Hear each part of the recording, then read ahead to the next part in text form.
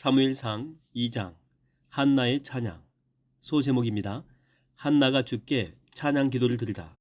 2장 1절에서 11절.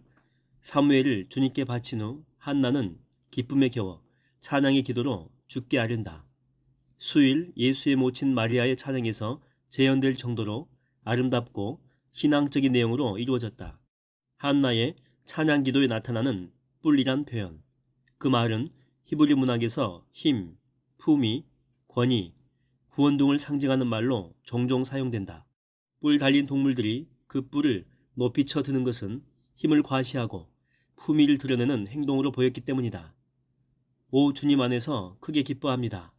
주님으로 인해 제 뿔이 높아져 비로소 얼굴을 들게 되었고 조롱하던 이들 앞에서 당당하게 말할 수 있게 되었나이다.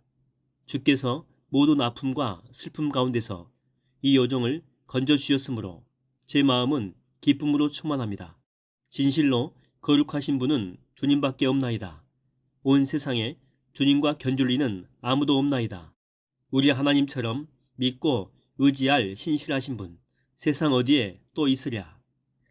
그동안 한나는 불임으로 인해 주눅이 들어 말도 제대로 하지 못하고 살았다. 그러나 이제는 다르다. 이렇게 좋은 날이 온 것은 오로지 자신의 기도에 응답해 주신 하나님 덕분이다. 그래서 한나는 기도 응답으로 사무엘이란 선물을 주신 하나님께 감사와 찬양과 영광을 올린다. 이런 어머니의 중보 기도와 후원을 힘입은 사무엘은 사사시대와 왕정제도의 연결자로 건국의 아버지로 두 사람은 사울과 다윗입니다. 두 사람에게 기름을 부어 이스라엘의 왕으로 세운 탁월한 인물로 성장할 수 있었다. 한나의 찬양 기도는 계속된다. 사람들아 잘난 체 하지 마라. 거만한 말을 하지 마라. 주께서는 사람의 모든 행위를 날마다 저울에 달아보신다. 강한 자들에게는 무기를 빼앗아 부러뜨리시고 약자들에게는 힘과 용기를 불어넣어 주신다. 교만한 부자들은 가난하게 되어 양식을 구하려 품을 팔아야 하지만 그 심령이 가난한 자들은 더 이상 줄이지 않으리라. 보라, 자식 없던 여인은 아이를 7이나 낳지만 여러 아들을 둔 여인은 홀로 남아 탄식하게 되리라. 몇 해 전에 성소에서 눈물을 흘리고 가슴치며 목매인 기도를 이어가던 가련한 여인의 모습은 이제 어디에도 찾아볼 수 없다. 기쁨으로 충만한 한나. 결국 주님을 향해 경배의 두 손을 높이 쳐든다. 보라, 주께서는 사람을 죽이기도 살리기도 하신다. 무덤으로 내보내기도 돌아오기도 하신다. 가난하게도 부하게도 되게 하신다. 비천하게도 귀하게도 하신다. 주께서는 가난한 자들을 일으키시고 궁핍한 자들을 잿더미에서 들어올리신다. 천대받던 자들에게 영광스러운 자리를 물려받게 하신다. 이는 땅의 토대를 닦으신 분도 주님이시고 그 위에 세상을 세우신 분도 주님이시기 때문이니라. 한나의 찬양은 천국 천사의 찬양처럼 성막에서 하늘로 높이 높이 솟아오른다. 찬양과 함께 한나도 하늘로 올라가는 느낌이다. 살다 보니 이렇게 기도가 응답되고 이렇게 좋은 날도 오는구나. 기쁨으로 채워진 한나의 찬양은 성소 밖으로도 멀리 퍼져나간다. 주께서는 자기를 의지하는 성도들을 보호하시고 대항하는 악인들을 멸망시키신다. 주께 맞서는 사람은 부서지고 말리라. 하늘벼락이 임하리라. 진실로 주님은 의로우신 재판관, 땅끝까지 공평하게 심판하신다. 세운 왕에게 힘을 주시리니 자신이 기름 부어 세운 왕을 높여주시리라. 제사와 헌신을 마친 뒤 엘가나와 한나는 라마의 고향집으로 돌아갔다. 어린 사무엘은 성막에 남겨져 대제사장 엘리 밑에서 주를 섬기는 일을 시작했다. 소제목입니다. 행실이 나쁜 엘리의 두 아들. 2장 12절에서 17절. 대제사장 엘리에게는 두 아들이 있었다. 큰 아들은 홈니, 작은 아들은 비느하스다. 당시 두 아들은 제사장 신분으로 성막에서 사역하고 있었는데 그 행실이 불량하고 하나님을 섬기는 일은 안중에도 없었다. 제사장들에게는 백성들과 더불어 지켜야 하는 제사 규정이 있었다. 엘리의 아들들은 그런 제사 규정을 비웃고 무시했다. 누가 제물을 삶으면 시종이 냄비나 양푼, 가마솥에 삼지창을 푹 찔러 넣어 찍혀 나온 고기는 두 제사장의 몫으로 갖다 바쳤다. 두 아들 제사장이 그렇게 하도록 지시했기 때문이다. 이봐요. 제사장님들께 구워드릴 고기를 좀 내놓으시지. 우리 제사장님들은 삶은 고기보다 생고기를 더 좋아하시거든. 두 아들 제사장은 제물의 기름기를 떼어내어 번제단 위에서 불태우기도 전에 시종을 보내어 제물 바치는 사람들에게 그렇게 말하곤 했다. 안 됩니다. 규례대로 기름기부터 떼어내어 번제단 위에서 불살라 주님께 바친 다음 제사장님 몫의 살코기를 떼어가도록 하십시오. 제물 바치는 자가 이렇게 대답하면 시종은 위협적으로 말한다. 거 무슨 말이 그리 많소. 제사장님의 말씀을 거역할 셈이요. 당장 이리 내놓으시오. 그렇지 않으면 강제로라도 고기를 떼어가겠소. 엘리의 젊은 두 아들 제사장들은 이런 식으로 주께 막중한 죄를 짓고 있었다. 누구보다 제사 규례를 엄격히 준수해야 하는 제사장이면서도 일반 백성들보다 오히려 주께 바칠 제물을 하찮게 여겼다. 그렇다. 엘리의 두 아들 홈니와 비느하스. 그들은 희생제물과 관련하여 중대한 죄를 범했다. 희생제물에서 제사장의 몫은 따로 정해져 있었는데 그들은 그런 규정을 무시한 채 갈고리를 소치나 가마에 푹 찔러 무엇이든 걸려나오면 그것을 자기들 몫으로 취했다. 또한 희생제물 중 기름기 부위는 번제단 위에서 불살라 제일 먼저 주께 바쳐야 했지만 그들은 기름기 부위를 태우기도 전에 자기들 몫부터 취했다.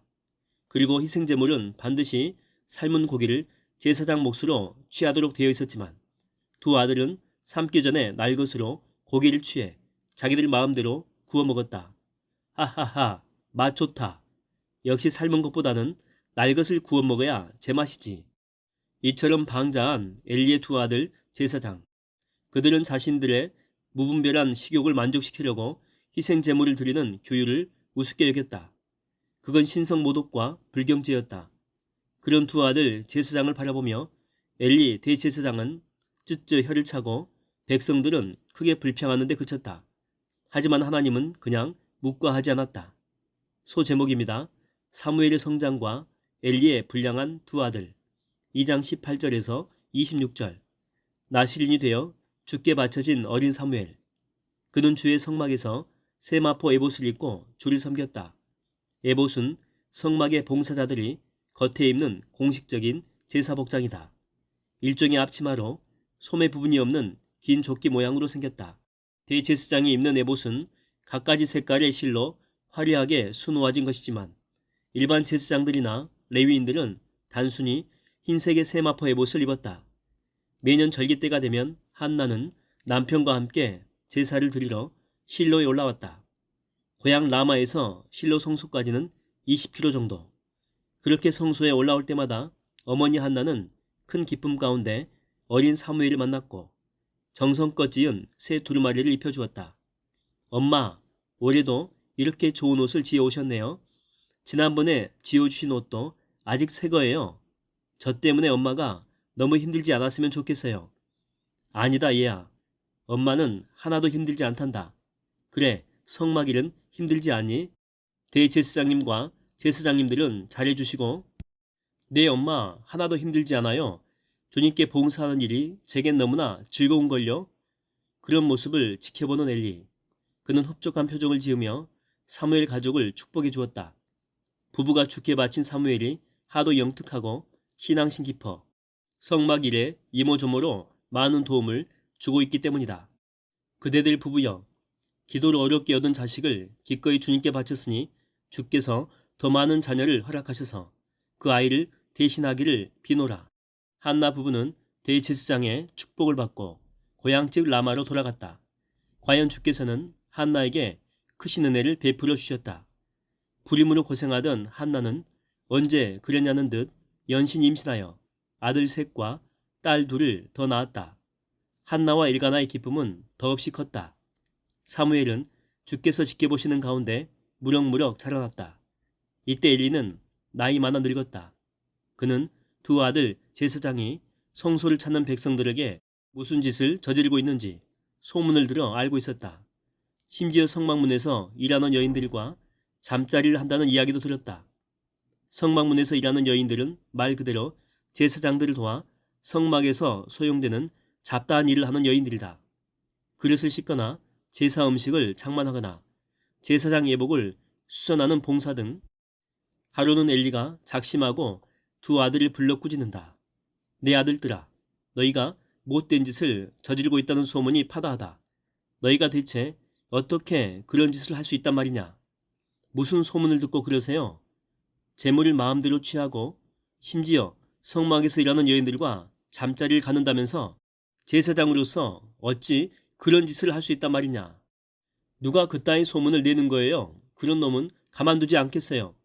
얘들아, 그러면 못 쓴다. 그런 악한 일은 제사장으로서 있을 수 없는 일이다. 사람에게 죄를 짓는다면 주께서 판결해 주시겠지만 주님께 죄를 지면 누가 그를 위해서 변호해 주겠느냐? 부디 그러지 마라. 제사장답게 옳게 살아라. A씨, 누군가 못된 놈이 괜히 불만을 터뜨리는 거예요. 아버지는 그런 소문에 신경 쓰실 필요 없어요. 우리 일은 우리가 알아서 해요. 늙은 아버지의 훈계는 아무런 힘이 없었다. 엘리의 가장 큰 실패는 아들들을 하나님보다 더 귀하게 여긴 것이었다. 대충 꾸짖으니 아들들도 아버지의 말을 귀담아 듣지 않았다. 때가 늦었다. 주께서 그들을 죽이기로 작정하셨기 때문이다. 무능한 늙은 아버지 엘리는 가슴이 아팠다. 귀가 어두웠음에도 사무엘에 대한 소문은 크게 들려왔다. 사무엘은 어리지만 예의도 바르고 삭삭하고 부지런해. 맞아. 신앙심은 또 얼마나 깊은지. 보면 볼수록 괜찮은 아이야. 장차 큰 인물이 될 거야. 실로 송소를 찾은 사람들은 저마다 입이 마르도록 사무엘을 칭찬했다. 과연 사무엘은 자라날수록 주님은 물론이고 실로 성막을 찾은 모든 예배자들에게 칭찬과 큰 사랑을 받았다. 소 제목입니다. 엘리의 집안에 하나님의 저주가 선포되다. 2장 27절에서 36절. 어느 날 한 선지자가 엘리 대제사장을 찾아왔다. 그가 엘리를 향해 주님의 말씀을 선포하는데 그건 준엄한 책망이다. 들어라. 너희 집안은 하나님의 은혜로 특별히 선택받아 주의 성소에서 일하는 제사장 집안이 되었다. 그런데도 주께 바치는 제물을 함부로 다루고 제멋대로 취한단 말이냐. 너는 어찌하여 두 아들의 가증한 죄악을 알면서도 엄하게 나무라지 못하느냐. 나 주가 선포한다. 이제는 내가 너와 네 집안의 기력을 쇠하게 하리니 네 집안은 큰 환난과 고통을 겪으리라. 모두가 젊은 나이에 죽기에 나이든 노인은 찾아볼 수 없게 되리라. 엘리는 사시나무처럼 부들부들 떨었다. 선지자의 음성은 벼락처럼 그의 마음을 내리쳤다. 선지자 입에서 나오는 한마디 한마디는 하나님의 무서운 심판을 담고 있었다. 내 집안에서 몇은 남겨져 제사장 일을 보겠지만 그들도 내게 고통만 안겨줄 것이다. 이제 너의 두 아들에게 일어날 일이 표징이 되어줄 터인즉 그들은 오래지 않아 같은 날에 죽게 되리라. 엘리 가문의 몰락을 예언하는 무시무시한 저주다. 그런 뒤 선지자는 주님께서 충직한 제사장을 세우실 것이라는 말씀을 전하고는 훌훌 떠났다. 엘리는 큰 충격에 빠졌다. 그렇다면 주께서 세우실 충직한 제사장은 누구일까? 삼중적 의미를 가졌다고 볼 수 있다. 가깝게는 사무엘이다. 엘리와 그의 두 아들이 죽은 뒤 사무엘은 제사장적인 권위로 올바른 제사를 확립한 인물이기 때문이다. 멀리는 솔로몬 시대의 사독이다. 그는 엘르아살 계열의 정통 제사장으로 이다말 계열, 곧 엘리 계열의 제사장 대신에 단독으로 대제사장 직분에 올랐기 때문이다. 그리고 궁극적으로는 메시아 예수다. 메시아 예수는 인류의 영원한 대제사장으로서 하나님 앞에서 온전한 제사 직분을 충실히 수행했기 때문이다. 제사장 집안으로서 엘리 가문의 철저한 몰락. 이는 엘리와 두 아들 제사장의 죽음으로 끝나는 것이 아니었다. 그의 가계 혈통이 제사장 직분의 모든 특권을 잃게 된다는 무시무시한 저주였다. 그러나 이때 엘리 대제사장은 그 위험성을 제대로 경고받지 못했다. 암울한 사사시대 말력, 그는 이미 총기 사라진 노인으로서 조상 대대로 이어져 온 대제사장 직분을 겨우겨우 연명하고 있었기 때문이다.